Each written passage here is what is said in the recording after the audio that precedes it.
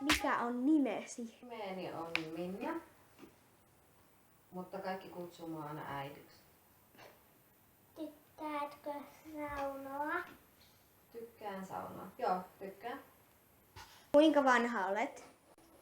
13, ei vaan 30. Kestätkö kirpeää? Kirpeää. Aina kuin sitruuna. Joo, kestän. Mitä teet työksesi? Mä oon työkseni perhepäivähoitaja. Eli työkseni mä leikin. Tykkäätkö katsoa videoita? Riippuu videosta. Kenen YouTube-videoita tykkäät katsoa? Mä en koskaan kattonut yhtään kokonaista YouTube-videoa. Kenen sä oot kattonut? Mä oon kattonut yhteensä 2,5 minuuttia noin 10 Arttu Lindemanin videosta. Sitten mä oon kattonut Aleksanteri Hakaniemen videosta ehkä minuutin yhdestä videosta.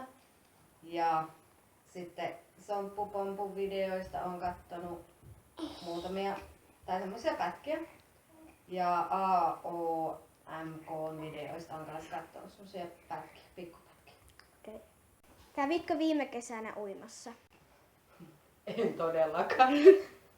Liian kylmää vettä. Lämmintä. Kylmää. Mitä tykkäät tehdä vapaalla? Vapaalla mä tykkään kuunnella musiikkia ja tanssia, vaikka mä en osaa tanssia. Tykkään myös käydä salilla silloin, kun mä kerkeen. Mitä yleensä syöt aamupalaksi? Kaurapuuroa. Tykkäätkö Pokemonista? No. Joo ja ei. Okei. Niin.